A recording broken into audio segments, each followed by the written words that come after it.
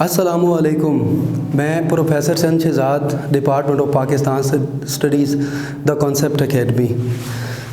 कल हमने पाकिस्तान स्टडीज़ के पेपर के पैटर्न के बारे में बात की थी और थोड़ा सा मैंने आपको इंट्रोडक्शन करवाया था कि हमारा जो फर्स्ट चैप्टर है वो है ideological basis of Pakistan. Ideological basis of Pakistan बुनियादी तौर पे इस चीज़ की अक्कासी करता है कि पाकिस्तान कैसे वजूद में आया, इसके रीज़न क्या हैं, और उसमें हम लोगों ने आइडियोलॉजी को डिफ़ाइन किया कि आइडियोलॉजी क्या है। और जो चीज़ें कुछ आपकी बुक में मौजूद नहीं थी, जैसे हम लोगों ने कंपोनेंट्स के बारे में बात की, हम लोगों ने ओरिजिन के बारे में बात की कि ओरिजिन क्या है आइडियोलॉजी का। तो मेरी आदत है कि मैं प्रीवियस लेक्चर को थोड़ा सा रिपीट करता हूँ। तो ओरिजिन मैंने आपको बताया था कि फ्रेंच रेवोल्यूशन में एंटोनी डिसूज़र प्रेसी यानी कि A.D. प्रेसी ने आइडियोलॉजी का लफ्ज़ पहली दफ़ा इस्तेमाल किया, जिसका मतलब था साइंस ऑफ आइडियाज़। फिर कंपोनेंट में हम लोगों ने बात की थी कि कंपोनेंट इसके दो होते हैं, एक थ्योरेटिकल होता है और एक प्रैक्टिकल होता है। थ्योरेटिकल वो होता है जो थ्योरी यानी कि लिखी हुई शेप में हो, और प्रैक्टिकली वो होता है जिसमें आप प्रैक्टिकली पार्टिसिपेट करते हैं। जैसे आप किसी सेमिनार को अटेंड करते हैं, जैसे आप किसी कॉन्फ्रेंस में जाते हैं, जैसे कायद-ए-आज़म रहमतुल्लाह अलैह ने राउंड टेबल कॉन्फ्रेंसेस को जब ज्वाइन किया था तो उसकी ज्वाइनिंग जो है वो एक प्रैक्टिकल आइडियोलॉजी की एफर्ट थी। तो जो प्रैक्टिकल और थ्योरेटिकल एफर्ट्स होती हैं, these are called the practical and theoretical component of ideology.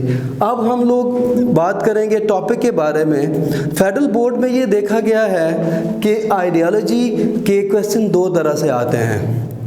एक तो डिफाइन आइडियोलॉजी यानी कि शॉर्ट क्वेश्चन के तौर पे ये क्वेश्चन आया है बार बार, तकरीबन 2 या 3 प्रीवियस ईयर के पेपर्स में हम लोगों ने ये देखा है कि डिफाइन आइडियोलॉजी या आइडियोलॉजी ऑफ पाकिस्तान के बारे में क्वेश्चन रिपीट हुआ है बार बार।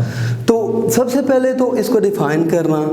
अब इसकी डेफिनेशन जो है वो हमारी बुक में 3 हैं। अगर आप बुक का पेज नंबर 2 निकालेंगे तो पेज नंबर 2 पे एक नज़रिया के नाम से एक आइडियोलॉजी की डेफिनेशन दी गई है, जो मैं पढ़ रहा हूँ कि it is such a program and plan as based upon philosophy and application to solve the political and social issues. यानी कि किसी भी सोशल, पॉलिटिकल और फिलोसफिकल इश्यूज़ को जब रिज़ॉल्व किया जाता है, उस इशू को सॉल्व किया जाता है, तो ये आइडियोलॉजी कहलाता है। दूसरी जो है डेफिनेशन वो इंसाइक्लोपीडिया की इसमें मेंशन की गई है, और इसका ये है कि ideology is a set of political cultural principles on which a nation and civilization based. अब नेशन और सिविलाइजेशन मुश्किल लफ्ज़ हैं। सिविलाइजेशन कहते हैं तहजीब को,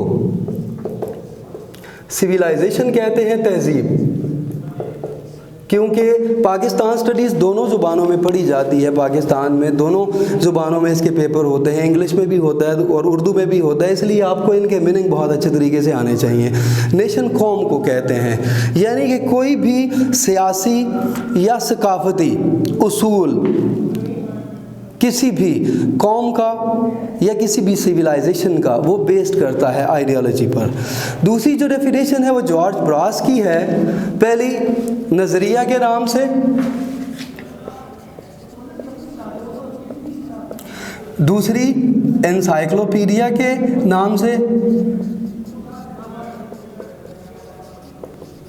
और थर्ड जो है वो जॉर्ज ब्रास के नाम से।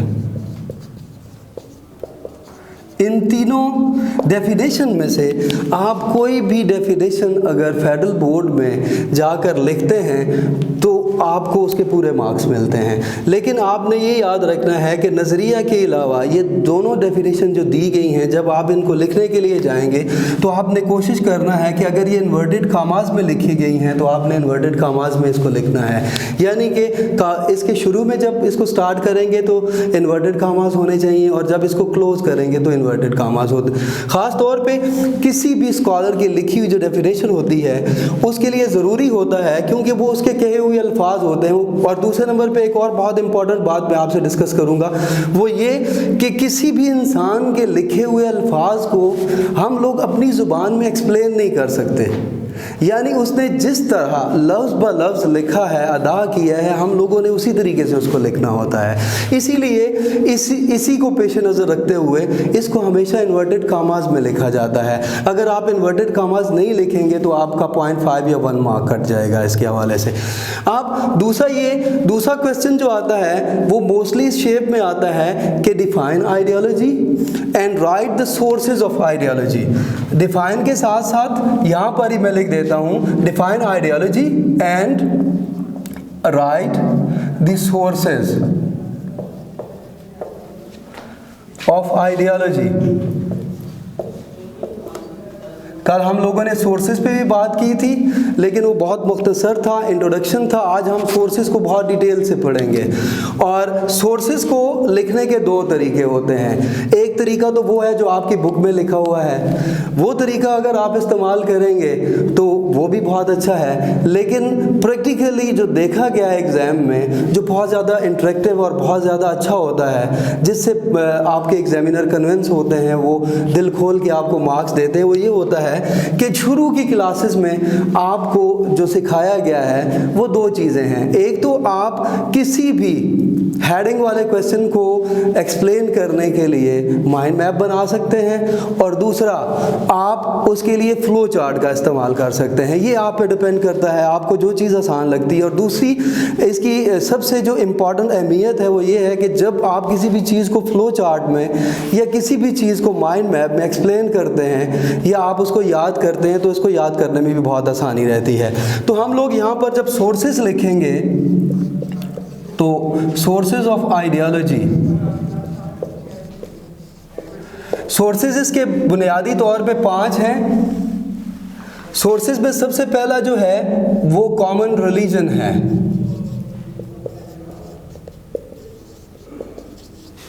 दूसरा जो है वो कॉमन रेस है। थर्ड जो है वो कॉमन लैंग्वेज एंड रेजिडेंसी है।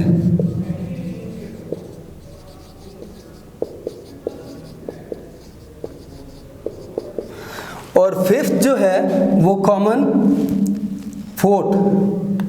Political purpose.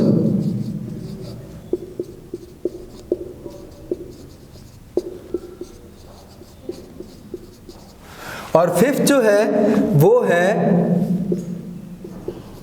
Common custom. आप कॉमन रिलीजन को उर्दू में कहते हैं मुश्तरका मज़हब। कॉमन रेस को कहते हैं मुश्तरका नस्ल।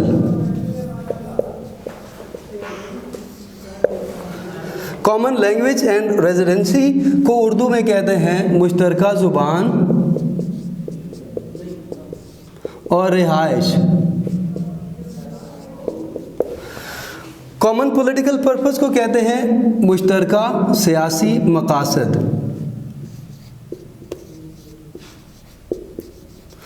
और फिफ्थ कॉमन कस्टम और कल्चर को कहते हैं मुश्तरका सकाफत।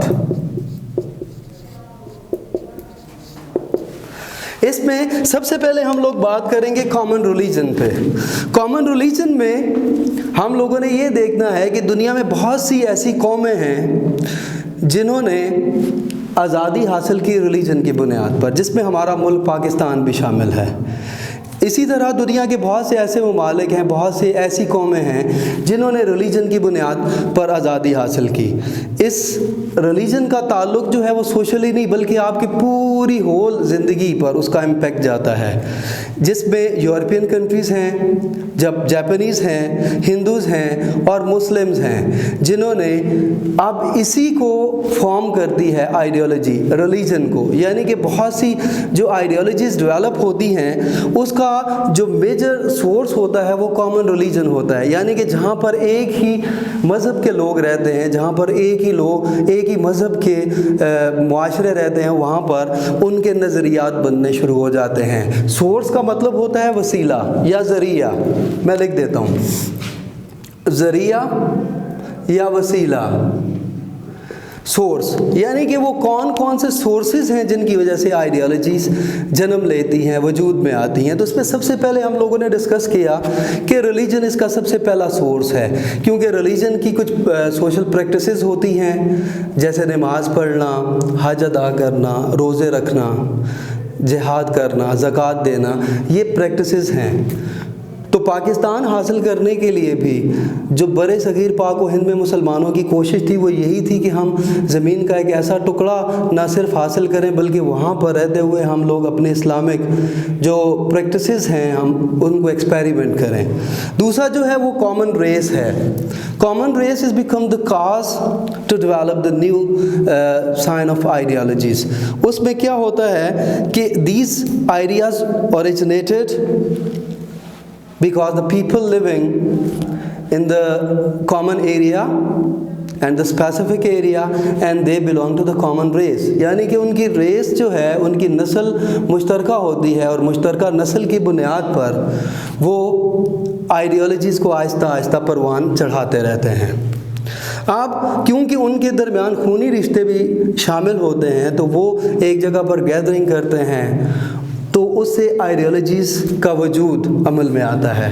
नंबर थर्ड जो है वो कॉमन लैंग्वेज एंड रेजिडेंसी।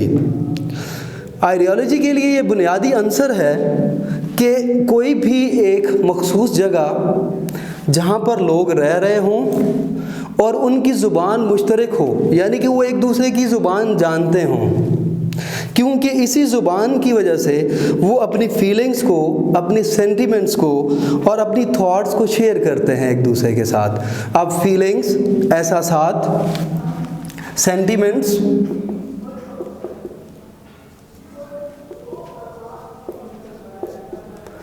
और थॉट्स, ख्यालात। तो जब लोग एक जगह पर रहते हैं तो उनके एहसासात, उनके जज्बात और उनके ख़यालात एक दूसरे से मिलते हैं, जिससे फिर नज़रियात वजूद में आते हैं। नंबर 4 जो है वो है कॉमन पॉलिटिकल पर्पसेस, यानी जब मुश्तरका सियासी मकासद हों, जैसे कोई भी पॉलिटिकल पार्टी जब बनती हैं तो उसके कॉमन पॉलिटिकल पर्पसेस होते हैं और इन्हीं कॉमन पॉलिटिकल पर्पस की वजह से वो आज़ादी की तरफ गामज़न होते हैं। जैसे मुस्लिम लीग 1906 में इस्टेब्लिश हुई। पहले कायदे आज़म जब वतन वापस आए तो उन्होंने कांग्रेस को ज्वाइन किया। 1913 में उन्होंने मुस्लिम लीग को ज्वाइन किया और उसके बाद आहिस्ता आहिस्ता एक सिलसिला चलता रहा। तो ये एक पॉलिटिकल पार्टी थी। इसी पॉलिटिकल पार्टी की वजह से उन्होंने पाकिस्तान हासिल कर लिया and now we are a strong nation. Last में जो है वो कॉमन कस्टम है। कॉमन कस्टम जो है उसका बहुत ज़्यादा किरदार है किसी भी सोसाइटी में उनके नज़रियात को प्रमोट करने के लिए, क्योंकि जब उनमें आइडियोलॉजिकल हार्मनी और आइडियोलॉजिकल कल्चर होगा, कस्टम होगा, रवायात, बहुत सी आइडियोलॉजीज़ रवायात की बुनियाद पर हासिल की जाती हैं, बनती हैं, फॉर्म होती हैं। उनकी फॉर्मेशन जो है वो कस्टम और कल्चर की बुनियाद पर होती है, क्योंकि कस्टम और कल्चर किसी भी सोसाइटी का बुनियादी हिस्सा है। नबी पाक सल्लल्लाहु अलैहि वसल्लम को उनके अजीज़ व अकारिब और उनके अहबाब अहले मक्का सारे मानते थे कि आप सादिक और अमीन हैं, लेकिन उनके दरमियान जो डिफरेंस था, उनके दरमियान जो फ़र्क था वो कल्चर का था, क्योंकि वो लोग कल्चर को नहीं छोड़ना चाहते थे। क्योंकि कल्चर एक ऐसा इंसान की ज़िंदगी का एलिमेंट होता है जो वो उनके आबा व अजदाद की वजह से उनमें डेवलप होता है, नस्ल दर नस्ल चलता है। तो बुनियादी तौर पे उनके दरमियान जो कॉन्फ्लिक्ट था वो कल्चर का था, कस्टम का था। वो अपने कल्चर को नहीं छोड़ना चाहते थे। अब इसके बाद जो है सिग्निफिकेंस ऑफ आइडियोलॉजी है, और सिग्निफिकेंस ऑफ आइडियोलॉजी में हम लोग ये डिस्कस करेंगे अगली क्लास में कि आइडियोलॉजी की खुसूसियात क्या होती हैं, यानी इंसानी ज़िंदगी में या इंसानी मुआशरे में आइडियोलॉजी का किरदार क्या होता है। What is the role and what is the significance of ideology in the human being, कि वो इंसान की ज़ात को, उसकी पर्सनैलिटी को, एक नेशन को किस तरीके से प्रमोट करती है। तो इस लेक्चर में अगर आपको किसी किस्म की कोई प्रॉब्लम हुई या आपको समझ ना आया तो आप डिस्कस कर सकते हैं और मुझे बता सकते हैं। तो आप, दोबारा रिपीट कर रहा हूँ, टेस्ट में भी अगर क्वेश्चन आएगा तो डिफाइन आइडियोलॉजी शॉर्ट में, और अगर लॉन्ग में आया तो आपने ये याद रखना है कि आइडियोलॉजी के 2 मार्क्स होंगे। मैं मार्क्स का ज़रा डिस्ट्रीब्यूशन कर देता हूँ। और ये जो सोर्सेज हैं, अगर ये 6 हैं तो इनके 6 मार्क्स हैं, अगर 5 हैं तो फिर भी इसके 6 मार्क्स होंगे। तो इस तरीके से लॉन्ग में ये आपका 8 मार्क्स का क्वेश्चन बनेगा फेडरल बोर्ड के अकॉर्डिंगली। और इसमें हर एक का अपना अपना जो मार्क डिस्ट्रीब्यूशन है वो होगा। जैसे कॉमन रिलीजन है तो उसका 1 नंबर होगा अगर आप उसको बिल्कुल ठीक तरीके से लिखेंगे। कॉमन रेस होगा तो उसके 2 मार्क्स होंगे। बाकी जो भी चीज़ आपको समझ नहीं आई आप मुझसे डिस्कस कर सकते हैं। अस्सलामु अलैकुम व रहमतुल्लाह।